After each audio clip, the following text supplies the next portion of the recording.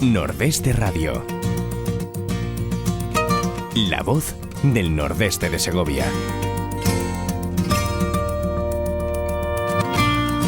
Amigos, muy buenos días, bienvenidos a Nordeste Radio. Hoy vamos a hablar de algo tan enigmático, tan hipnotizante, tan apasionante como es la mar. Y si hablamos de la mar, ¿con quién podemos hablar mejor que con el capitán de navío Luis Moyá, que todos ustedes ya conocen? Don Luis, muy buenos días. Muy buenos días a todos los oyentes. ¿Qué tal estás? Pues muy bien, no tan bien como a tu lado, estuvimos la semana pasada, pero bueno.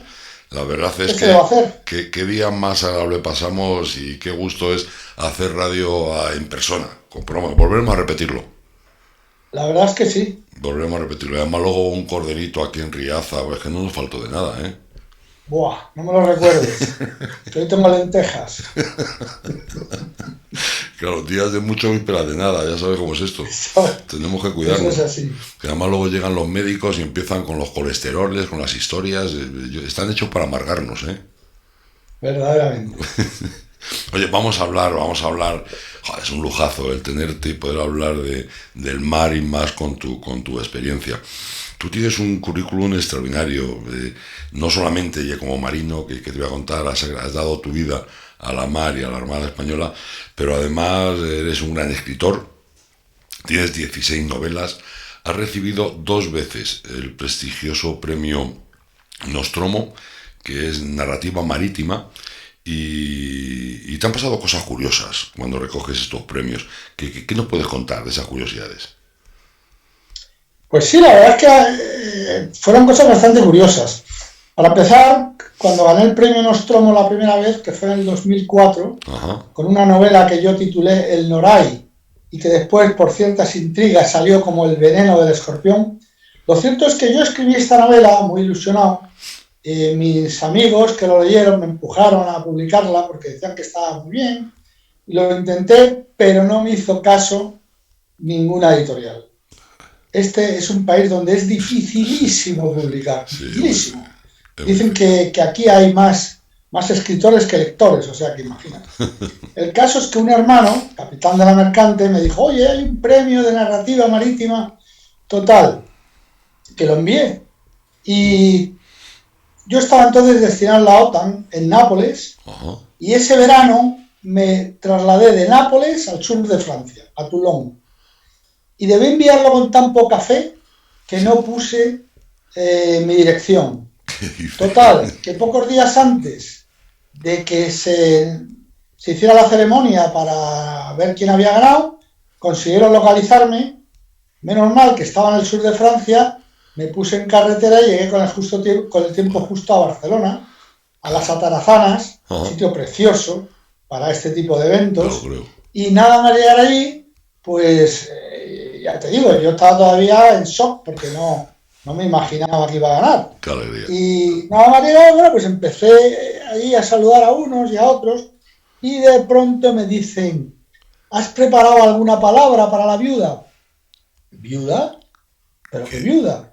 Y resulta que el premio estaba dedicado a un autor de Barcelona muy conocido hoy en día, y que no me acuerdo ahora el nombre, francamente. Mira que es conocido, ¿eh? Sí, pero es este que escribió Plinio, que escribió todos aquellos libros tan conocidos. Bueno, el caso es que dije, bueno, viuda total, que tuve que improvisar, salió bien, porque luego la viuda me tocó cenar con ella, a un lado, y estaba muy agradecida, porque la verdad es que estas cosas, cuando tienes que hablarle a una persona que ha perdido a su marido, ¿no? Que había fallecido recientemente, le había dado un síncope en el aeropuerto de Seúl, quiero recordar.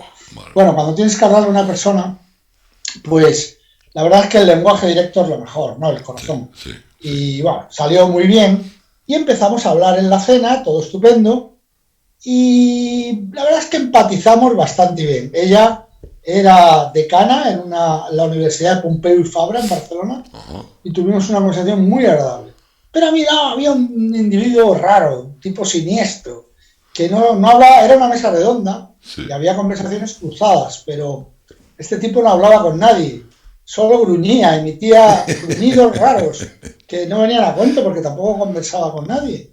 Bueno, el caso es que creo yo, porque ya fue al final de la cena, y creo yo que debió ser por los vinos, se empezó a animar y empezamos a charlar. Oye, y terminamos también que me dio su tarjeta. Y al darme su tarjeta leí, de nombre propio, Sealtiel. De apellido Alatriste. Anda. Y ponía editor y cónsul de México en Barcelona.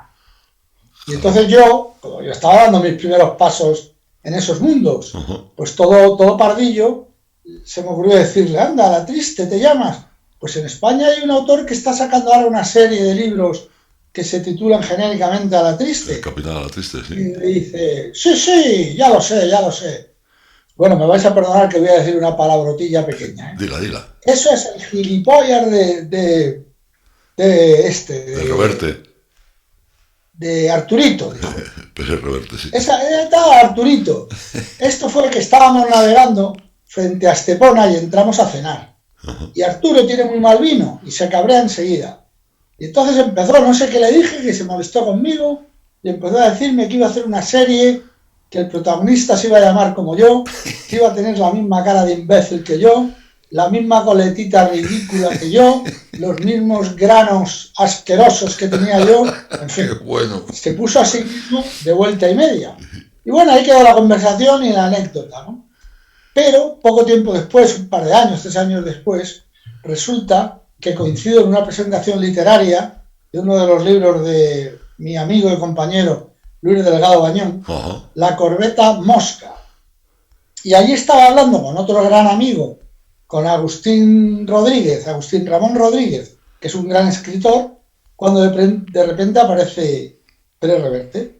Como ellos se conocían, se saludaron y entonces, bueno, pues Agustín le dice a Arturo, oye, ¿conoces al capitán de navío Luis Moyá? Ah, no tengo el gusto. Y le dice, digo textual, como lo dijo él, sí. Y le dice, pues escribe novelas mejores que las tuyas. Caramba. Arturo, muy ponderado, me dice, ¿ah, sí? ¿Y qué has escrito, por ejemplo? Y a mí no se me ocurrió para entonces, ya debía llevar unas 3 novelas o sí. Pero no se me ocurrió otra cosa mejor que decirle, bueno, pues gané el premio Nostromo. Ah, sí, pues yo los he leído todos. ¿Cuál ganaste? El veneno del escorpión. Oye, le salió del alma. Me dice, tienes unos huevos así. Porque es muy crítica con la Armada esta novela. Sí. Claro, porque yo nunca pensé que se iba a publicar. Entonces la Armada casi son los malos, ¿no? Y los buenos son un grupo de gente que la Armada ha expulsado por unas razones u otras. Bueno, total. Que Arturo Pérez Reverte certificó que efectivamente que era verdad, que Alatriste se llama así por este individuo. Qué bueno. y quiso dejar claro que él no tenía mal vino, que él lo que tenía era mala leche. Bueno, total, una anécdota graciosa. Y luego cuando gané el segundo premio en el 2008, esto aquí también hay alguna curiosidad, porque la novela se llama La séptima ola, y es el resultado de un tsunami, un maremoto, que se produce por el colapso de la isla de La Palma debido, hablamos de 2008, sí, a un volcán que se llama Cumbre Vieja. Caramba. O sea, que ahí fue un poco premonitorio. Sí, eso te iba a decir. Aunque yo en realidad me refería al colapso dentro del cono, que produce la caída al mar de centenares de millones de toneladas de tierra, y no a lo que hemos visto todos por la tele, que es lo que pasó por fuera. En cualquier caso, esta novela me permitió pasar una de las cenas más agradables de mi vida, junto con el personaje al cual estaba dedicado, que no es otro que este escritor colombiano Álvaro Mutis, al que yo había leído muchas veces y al que yo, le tenía una admiración tremenda.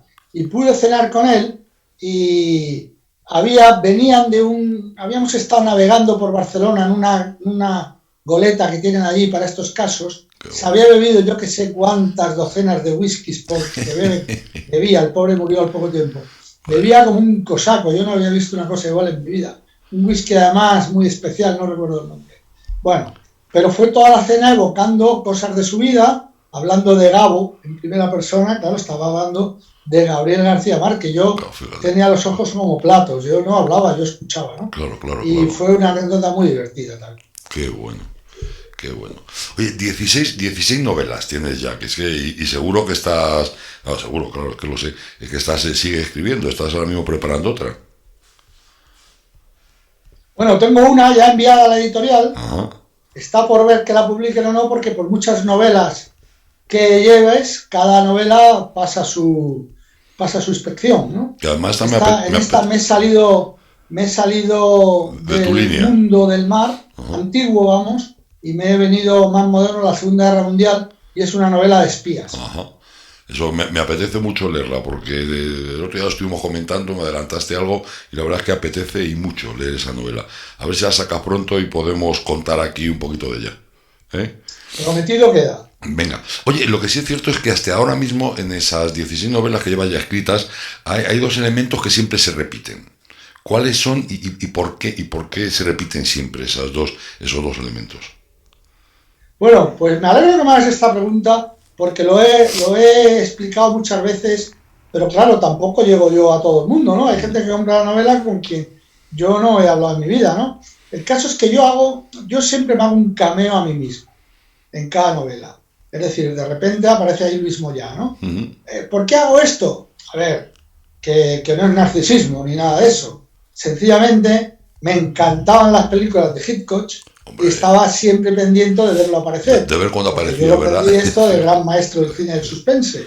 Y entonces yo estaba esperando y cuando ya lo veía a Hitchcock en un autobús o mirando un escaparate, pues ya me quedaba tranquilo y veía la película. Me gustó. Pero te voy a decir una cosa, pero no te interrumpa. Claro, esa búsqueda, disculpa, te interrumpo un momentito. Esa búsqueda claro. esa búsqueda de Hitchcock no eras tú el único que la hacía, ¿eh? Yo creo que lo hacíamos muchísima gente. Muchísima gente. Sí, porque lo he comentado y mucha gente me lo dice. Sí.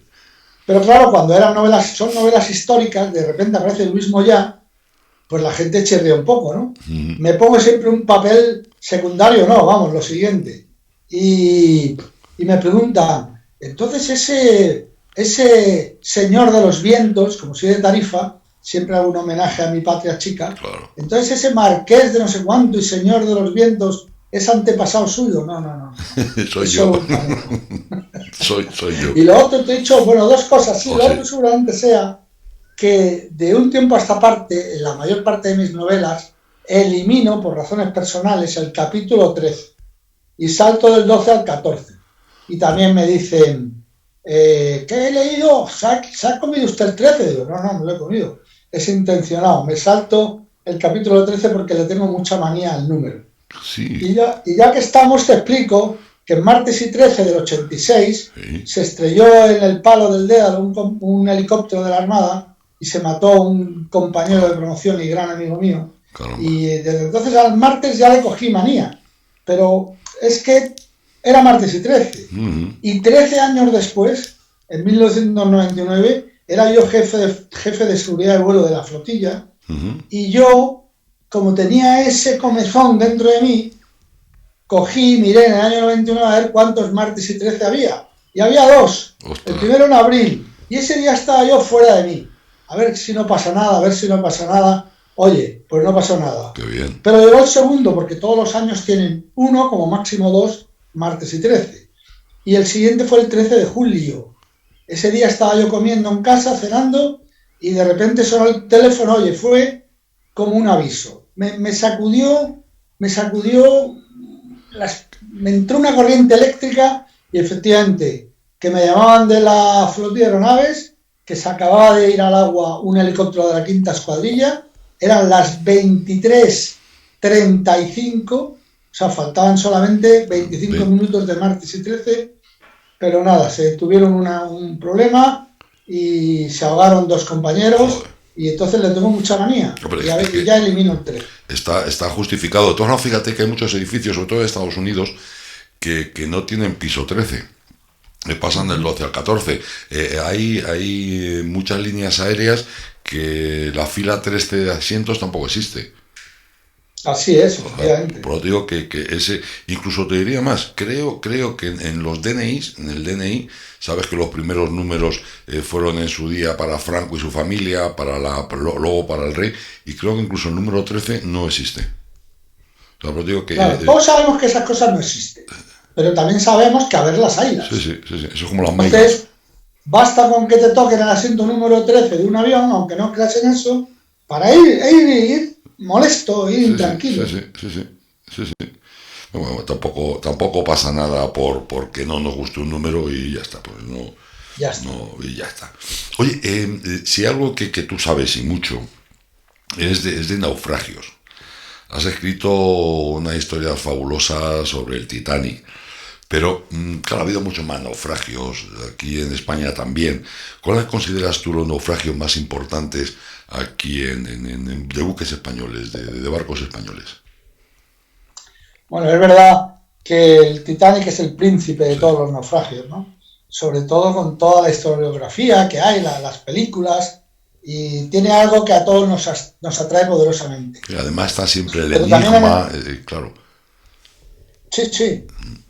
Pero también en España hemos tenido naufragios, y muchos de ellos importantes, y con los que se podrían escribir historias épicas, como el Valvanera o el Príncipe de Asturias, al que llamaban el Titanic español. Pero no lo digo yo, lo dice la lista de recuperación del patrimonio sumergido de la Armada, que coloca en segundo lugar al Santo Cristo de Maracaibo, que es uno de los galeones que llegaban en 1711 de la flota de Indias, que llegaban a España en 1701, perdón. Una fecha importantísima porque estábamos en la guerra de sucesión y esos caudales, 11 millones de pesos, eran fundamentales, ¿no? Pero la flota anglo-holandesa los estaba esperando. Los alisios traen a estos barcos muchas veces hacia el norte, los desvían hacia el norte, y allí estaban ellos, de manera que la flota mal defendida tuvo que meterse en la ría de Vigo. Y al final de la ría de Vigo hay un pueblecito que se llama Rande. Por eso esto hoy se le llama la flota de Rande. Y en internet hay muchísimas historias al respecto. El caso es que allí los siguieron los ingleses, pudieron sacar por tierra lo poco que pudieron sacar, y el resto lo rapiñaron los ingleses y holandeses y lo concentraron en uno de los navíos que llegaban, que era precisamente el Santo Cristo de Maracaibo. Y resulta que al ir a llevárselo, faltó la estacha de remolque. Faltó es un verbo que empleamos los marinos para decir que se rompió. Pues faltó el remolque y se hundió. Y hoy en día es uno de los tesoros más buscados, porque ahí hay muchos millones de euros en moneda de hoy, ¿no? Muchos. Pero, y de hecho lo busca mucha gente. No te voy a decir por dónde está, porque tampoco vamos a dar alas al enemigo, ¿no? Pero fíjate que la Armada lo tiene como el número 2, siendo tan valioso. Bueno. Considera el número 1 el Reina Regente. El Reina Regente. Es un crucero que se hundió en 1895, supuestamente frente a Barbate, en tránsito de Tánger a Cádiz, que se tarda nada, pero había un temporal tremendo y era un barco de mala construcción y no está muy claro ni por qué salió de Tánger, que no debió hacerlo, y bueno, se hundió con sus 420 hombres a bordo. Madre mía. Y no apareció ni un cuerpo. Lo único que parece que apareció fue un perro. ¿Qué dices? Que encontró un barco inglés encima de un enjaretado de madera. Y fíjate qué historia más curiosa, Ezequiel. Bueno. Resulta que el barco lo encuentra una unidad inglesa que viene del Mediterráneo y va a Sevilla. Total que lo meten a bordo y se quedan con el barco a bordo, ¿no? Como ha pasado tantas veces. Que a veces te encuentras animales en la mar por naufragios, ¿no? Y te los quedas. Bueno, pues al llegar frente a Sanlúcar, fondeó este barco inglés a la espera de práctico y de marea para subir a Sevilla, y de repente el animal empezó a ponerse nervioso hasta que saltó al agua y ganó la playa a nado, dirigiéndose hacia una casa determinada que resultó ser la de su dueño, que era un alférez de navío que se había hundido con el barco. ¡Qué bueno! Yo tuve la suerte de que hace 2 años me llamaron que si quería embarcar en un pedazo de yate que como no había visto en mi vida, que nos ofrecía Paul Allen, ofreció a la Armada. Paul Allen era el cofundador de Microsoft, que murió al poco tiempo, y resulta que por un problema que habían tenido en Málaga, nos lo ofrecía para lo que quisiéramos. Y el almirante de la flota pensó que sería bueno para encontrar de una vez el Reina Regente, porque más o menos sabemos dónde está, ¿no? Sí, pero y allí embarqué yo, bueno, maravillado de aquel barco, maravillado de los medios técnicos que tenía. Imagínate que es un barco que lleva 2 helicópteros, es un yate, que lleva 2 helicópteros y lleva ventralmente, igual que por ejemplo el Juan Carlos I, el portaaviones, lleva otro yate menor que sale por la popa para aquellos puertos donde no puede entrar el yate grande, que se llama Octopus, por si nuestros lectores quieren buscarlo en internet. Bueno. Y lleva también un submarino. Un submarino amarillo, además, como el de Ringo Starr. Bueno, total, que estuvimos buscándolo.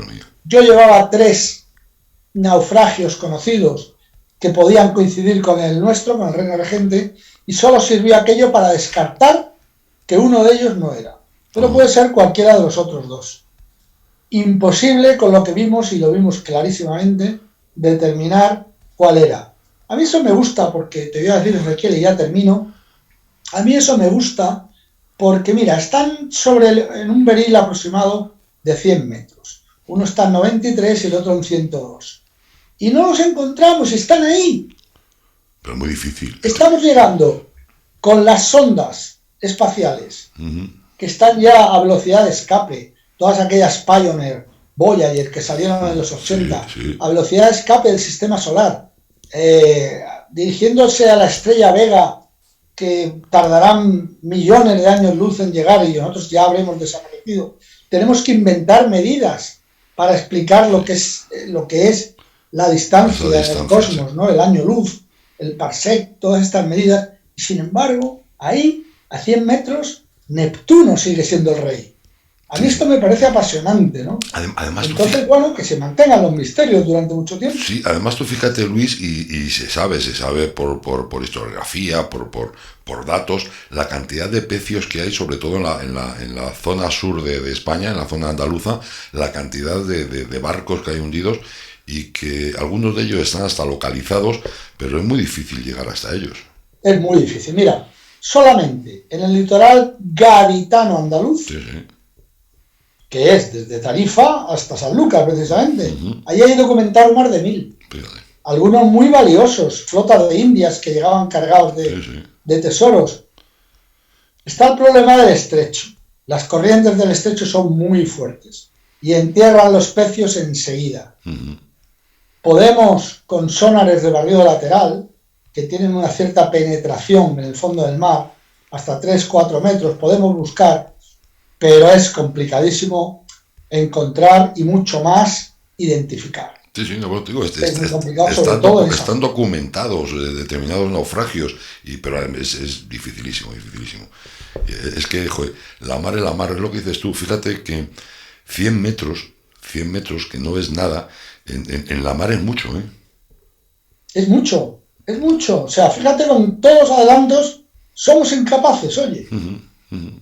Y es un barco que la Armada considera el número 1, digo yo que por razones sentimentales, ¿no? Porque de valor lo único que puede tener son las monedas que llevará cada uno en el bolsillo. Pero es que son 420 compañeros, 420 almas, ¿no? Que cumplían con su obligación, como yo. Bueno, yo ya no, porque ya estoy jubilado, pero hasta hace nada me podía haber pasado a mí en un barco o en un helicóptero. Entonces todo eso nos lo tomamos muy en serio. Me deja impresionado con el yate ese, con el yatecito ese que me has comentado. Madre mía, 2 helicópteros, otros. Madre mía, qué barbaridad. Es una barbaridad, de verdad. Qué barbaridad. Mira, cuando yo embarqué, hay una zona noble donde no se puede pasar. A mí me hicieron la excepción porque al fin y al cabo la estaban haciendo con la Armada, a la que pensaban que les debía algo porque habían estado haciendo algo que no estaba bien hecho. Bueno, pues la zona noble que yo visité, bueno, son unos apartamentos, 5 apartamentos en concreto, que imposible de describir. Y cuando yo embarqué, venían del Festival de Cannes, donde habían llevado en esos apartamentitos ni más ni menos que a los Rolling Stones. Joder, qué bien. O sea, imagínate el nivel. Qué maravilla, qué cosas más impresionantes. Oye, estamos todos muy contentos porque ya el Cumbre Vieja, bueno, pues ha parado la erupción.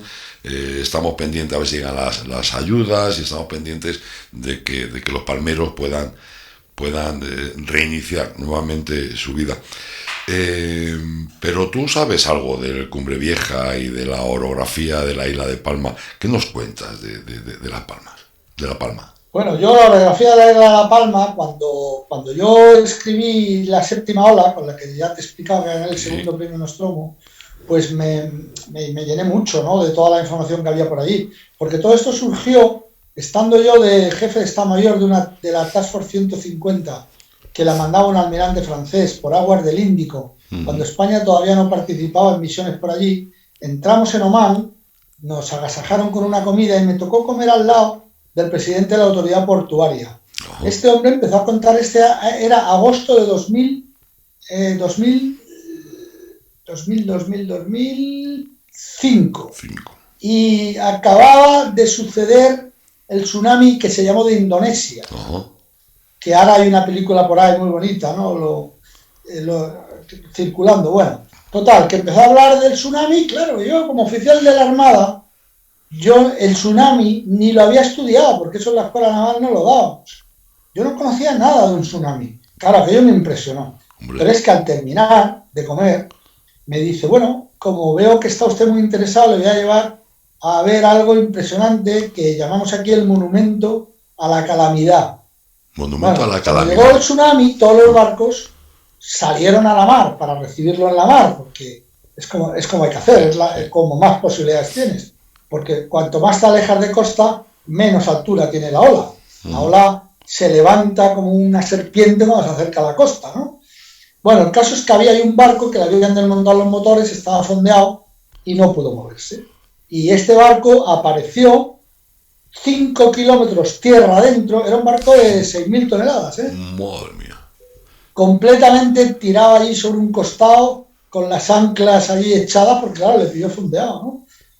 Hay que decir que Omán es una depresión, en tierra es una depresión, es decir, está por debajo del nivel del mar, con lo cual eso ayuda, ¿no?, a la ola que vino del mar, pero con todo y con eso, Joder, 5 estamos kilómetros. hablando de un barco de 6.000 toneladas, ¿qué fuerza no tendrá la mar para arrojar los 6.000 metros? Que cuando yo lo vi en el desierto allí, al salir de una duna, con este hombre que me estaba llevando, yo me quedé impresionado. Hice fotos, claro, pero luego todo eso lo perdí.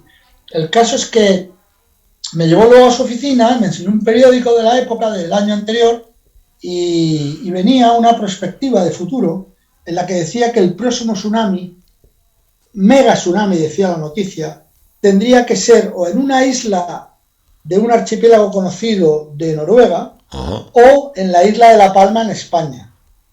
Joder. Y yo dije, anda, ¿esto cómo puede ser? Y entonces me puse a investigar y efectivamente había muchísima información de que la isla de La Palma era un peligro latente. Y empecé a escribir, al final me salió esta novela que dura 6 horas, que es lo que tarda la ola en llegar desde la isla de La Palma hasta Cádiz. Son las historias que se viven en 4 barcos diferentes y cómo se viven en la ciudad de Cádiz. Qué bueno. Qué bueno. Qué Pero impresionante. ahora me preguntas por esto y digo, hombre, claro, me acuerdo de todo aquello que yo estudié. Pero hay una historia que me parece muy singular, y es que en la isla de La Palma, la isla de La Palma es como una punta de flecha, Sí. apuntando al sur. Pues en el lado de occidente hay un Puerto Naos, donde estaba llegando la ola, ¿no? Perdón, la lava. La lava, sí, Es sí. uno de los que estaba quedando cegado. Y ahí hay un pequeño edificio ya abandonado, al que los de la isla le llaman la casita. Le llamaban la casita. La casita. Y es porque ahí había una instalación norteamericana que supuestamente estaba estudiando las entrañas del volcán. Claro, contrataban periódicamente a gente de la isla, pagaban en dólares, pagaban bien, ibas por allí, te regalaban chicle, te daban tabaco americano, la gente se lo pasaba muy bien, los que podían entrar, jugando a las estas de moneditas, ¿sabes? De estas que entonces no las había en España y llamaban mucho la atención. Bueno, la casita era muy conocida. Bueno, pues resulta que en el año 68, Ajá. en plena Guerra Fría, Sí, sí. los americanos perdieron su segundo submarino nuclear, el Scorpion. El Scorpion, después de una peripecia en el Mediterráneo tremenda, Perdieron el sale submarino. de rota en dirección a Norfolk y no llega en el día que se le espera. Entonces empiezan a buscar y pasan los días, ha desaparecido. Entonces lo único que sabían era que tenían que buscar en la línea del rumbo de Rota a Norfolk. Pero aparecieron por esta casita porque resulta que la casita no estaba estudiando las entrañas del volcán. Era una oficina de inteligencia acústica. Qué bueno. Lo que estaban haciendo era escuchar los ruidos del océano, grabarlos y archivarlos. Sí, y sobre todo de las flotas soviéticas. Porque de alguna forma el ruido de esta manera los motores o todo lo que hace ruido dentro de un barco son como las huellas de los dedos nuestros, ¿no? Que no hay dos iguales, ¿no? De manera que si tú escuchas un ruido, mandas un helicóptero y dices es el acorazado Kirov, por ejemplo, pues ya lo tienes en tu biblioteca. De manera que un submarino norteamericano, con escuchar ese ruido, ya la propia máquina le dice que es el Kirov.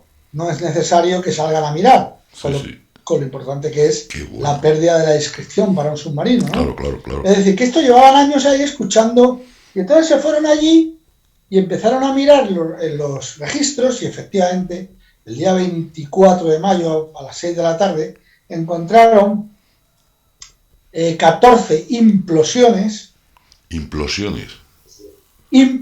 que seguían a una explosión. Las 14 implosiones son claramente los ruidos de algo que está cayendo al lecho del océano, se está reventando por la presión. No es que el submarino explote en 1000 pedazos, sino que cada oficina, cada compartimento tiene una capacidad de aguante y explotan en distintos, no todas en el mismo momento, aunque todas terminan explotando aproximadamente en un segundo o dos, que fue cuando murió todo el mundo, los 99 tripulantes, pero esto te discrimina la secuencia de implosiones, ¿no? Falta por conocer cuál fue la explosión, qué pasó, qué propició que el Scorpion se fuera al fondo del mar. O sea, que aún no se sabe. En Internet también se pueden mirar fotos de cómo está el submarino en el fondo del mar, y para las personas que hemos estudiado investigación de accidentes, pues esas fotos nos dicen muchas cosas, ¿no? ¿Y qué supone, esto es curioso, porque en el año 68 ya no debía haber secreto para esto, porque han pasado 50 años. Y sin embargo, el secreto se mantiene. Es más que posible que en esa Guerra Fría, ahora que está otra vez de moda, hablar de Guerra Fría por la que nos está cayendo con Ucrania, sí, ahora mismo, es más que posible que se tratara de un quid pro quo. Es decir, 2 meses antes, al sur de las Hawái, los soviéticos habían perdido un submarino nuclear. A una profundidad que, fíjate tú qué casualidad, no podían bajar los rusos, y sí los americanos, que recuperaron partes del submarino y les enviaron un vídeo a los rusos con una ceremonia solemne de enterramiento de unos cuerpos humanos dentro de una cámara protegida, porque todo eso es radiactivo. Claro. O sea, mira qué buenos somos, que os estamos enterrando a vuestros muertos, pero realmente el mensaje implícito es: tenemos vuestro submarino, conocemos vuestros secretos. Claro. Y de alguna forma los rusos lo devolvieron luego. Claro, esto hizo enfurecer a los rusos. Por eso se tiene la pérdida del Scorpion como propiciada a un quid pro quo, que puede haber sido la consecuencia del lanzamiento de un torpedo desde un helicóptero. Hay otras razones por ahí, pero bueno, yo he dado esta conferencia muchas veces por ahí. Pero oye, pasan los años y no terminamos de saber qué fue lo que pasó. Qué bueno, pero lo acabaremos sabiendo. Vamos a ver, porque llega un momento en que el tiempo, en lugar de acercarse a las soluciones, se aleja de ellas, ¿no? Porque cuando es demasiado, es muy difícil. Ya pierde el interés incluso. Oye, mira, nos dice, y de aquí se lo agradecemos, Lía María, que la película que hablábamos antes del tsunami es Lo Imposible. Eso es lo imposible. Lo imposible, es verdad, que no nos acordábamos. Bueno, pues ya veremos, alguna vez nos enteramos lo que ocurrió con el submarino, ¿no? Además lo que dices tú, estamos hablando de submarinos nucleares, me explico, que no es cualquier cosa. Sí, porque los americanos han perdido los 2 en toda su historia.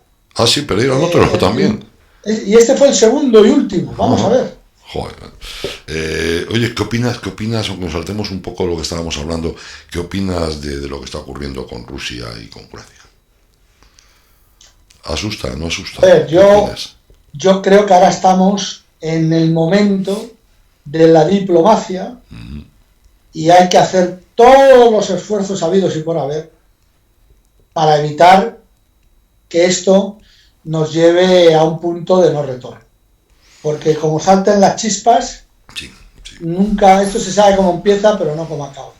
Creo que la diplomacia tiene que hacer valer todo el esfuerzo para que esto no haya, para que no haya una guerra, porque si la hay, primero que nos vamos a encontrar con una guerra que ninguno conocemos. Esto ya no van a ser cañonazos, ni van a ser aviones, ni van a ser barcos, no, esto va a trascender a todo eso. Hay una serie de guerras que en la OTAN llaman non-kinetics, es decir, que no son de fuerza, ¿no? Hoy en día casi es más importante ganar las guerras psicológicas, las guerras de opinión son muy importantes. Es decir, en un país donde la opinión es no a la guerra, y no señala a ninguno, es muy difícil ir a la guerra y tener una sola baja sin que el país se desintegre. Yo quiero recordar que los rusos, sean lo que sean, pero tienen un ejército muy potente, tienen a China a golpe de teléfono, pero es que además los chinos lo que tienen es unidad de criterio. Perdón, los rusos. Es unidad de criterio. Allí el ministro de Defensa dice para el norte y van todos para el norte. La OTAN son 29 países, son 29 ministerios de defensa, son 29 gobiernos, y si uno dice para el norte, el otro dice que no me da la gana, y yo voy para el sur. Y eso no hay una unidad en la OTAN que sea capaz de hacer la dirección común de todos. Cada uno iría a la guerra obedeciendo órdenes de sus gobiernos. Esto yo lo he vivido, ¿eh? Sí, sí. Yo lo he vivido. Yo he ido a maniobras, ¿Tú has estado en la OTAN? a operaciones de la OTAN. Y cada país llamaba a su barco para decirle lo que podía hacer y lo que no podía hacer. Es lo que llamamos las ROEs, que es una R, una O y una E, que viene del inglés Rules of Engagement. Es decir, políticamente, el nivel político está diciendo al nivel militar hasta dónde puede llegar. Claro. ¿Qué tiene que pasar para que puedan disparar un tiro?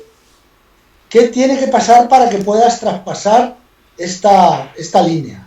Todo eso, que además suele ir con retraso, 29 líneas diferentes y enfrente una línea común y sólida. Cuando te quieras dar cuenta, pues te han comido por sopas. Sí. Muy complicado. En fin, es mejor que triunfe la batalla diplomática que no que tengamos que pasar a otras cosas. Esperemos que el sentido común reine, impere en estas negociaciones. Hoy estaban reunidos, vamos a ver lo que nos cuentan. Oye, hablando de personajes y de situaciones curiosas, tú has vivido, fíjate, una vida dedicada, una vida tan fascinante como la que tú has llevado, pero sí tuviste una historia muy curiosa que te sucedió con don Juan de Borbón, el padre de Juan Carlos I, y con Cristóbal Colón. A ver, cuéntame qué pasó con Cristóbal Colón y con don Juan de Borbón. Bueno, esto fue tremendo. No sé cómo te habrá llegado, pero yo lo cuento como uno de los momentos que más he disfrutado en mi vida, ¿eh? Y quizá el único o de los pocos en los que he estado absolutamente callado. Fíjate que yo hablo, ¿eh? Pero ahí he sido todo oídos. Bueno, esto resulta que estaba yo haciendo el curso de piloto. Iba con mi querido amigo y compañero Eduardo Vila, que desde aquí mando un beso al cielo, que se murió en un accidente de tráfico poco después y era muy amigo y muy querido. Íbamos los dos a comer a la residencia oficial. Y al llegar en la barra estaban don Juan de Borbón y Cristóbal Colón, el anterior duque de Bragua, que ya falleció, que lo mató la ETA, por cierto. Sí, es cierto. Bueno, pues estaban allí los dos tomando algo y que habían llegado allí con el Giralda, que era el yate de don Juan, y como mi compañero Eduardo había navegado de oficial en el Elcano con Cristóbal Colón de comandante, pues lo reconoció y lo llamó. Eduardito, ven aquí. Éramos alférez de navío, jovenzuelos, y yo pues con él, ¿no? Yo como ese pez piloto que acompaña al tiburón, sí, para aprovecharse de lo que no se come el tiburón, ¿no? Joder, ante tamaños personajes, bueno, yo estaba allí encantado de la vida. no nos preguntaron si queríamos tomar algo, sino que directamente nos pusieron 2 vasos de ginebra, Caramba. que era lo que bebían los marinos antiguos, directamente al coleto, sin nada. Bueno, pues allí estábamos escuchando historias de uno y de otro, y esto que os voy a contar es que fue una cosa que me fascinó. Y es que de repente empezaron a discutir sobre cuál era el punto más peligroso para la navegación a vela de todo el globo, ¿no? Uh-huh. Siempre se ha dicho que es uno de, o el Cabo de Hornos, o el Cabo de Buena Esperanza, antiguamente llamado de las Tormentas, uh-huh, o el Cabo de Leeuwin, que está en la punta sur occidental de Australia, y esos son los 3 puntos que más naufragios, ¿no?, sí, tienen acreditados.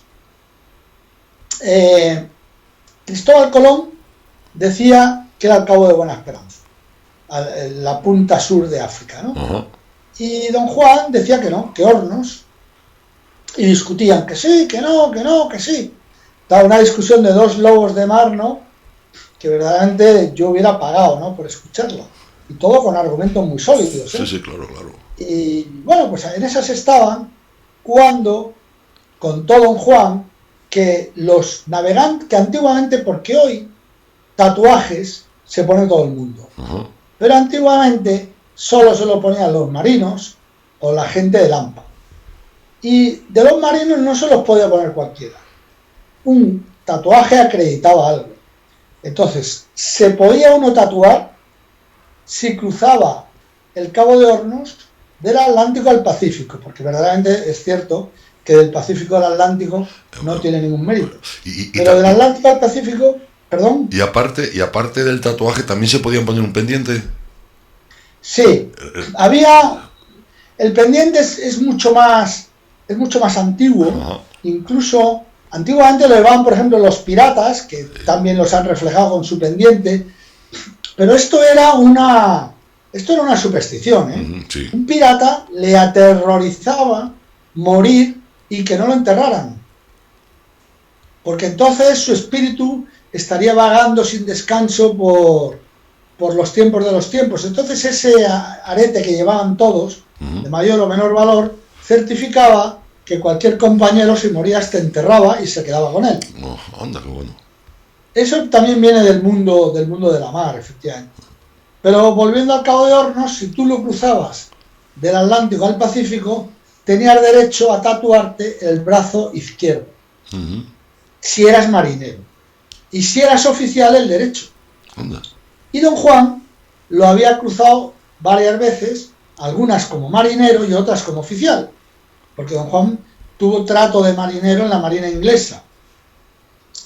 Y bueno, el caso es que tenía el hombre tatuado los 2 brazos.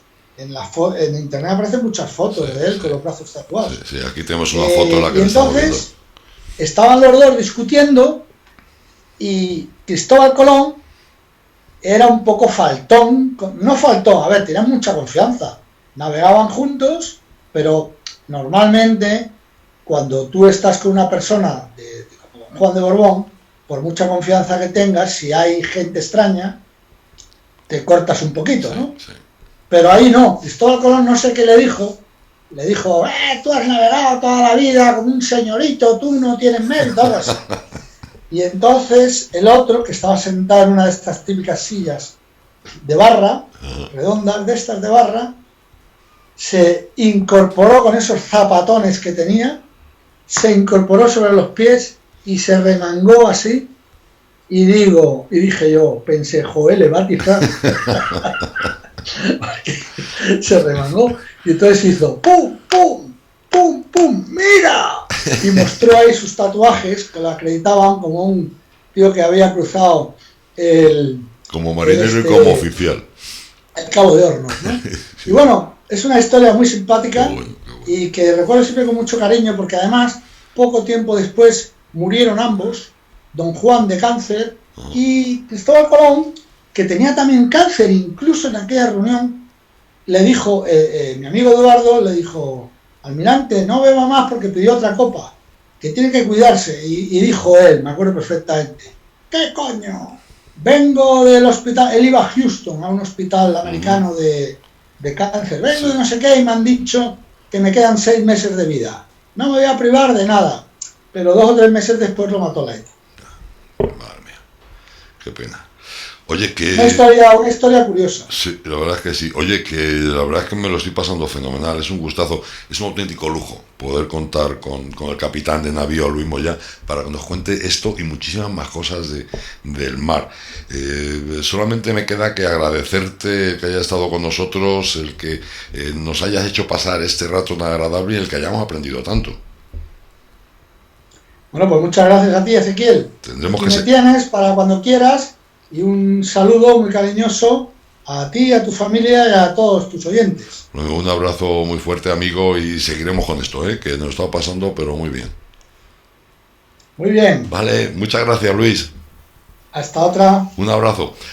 Amigos, les vamos a dejar ahora, luego volveremos con el programa Ponte al Día. Hoy nos visita Benjamín Cerezo, alcalde de Riaza. Hablaremos de temas muy interesantes y posiblemente también un poco de política, aunque él no quiera. Les recuerdo que también nos pueden seguir por el YouTube, Nordeste Radio, o por iVoox.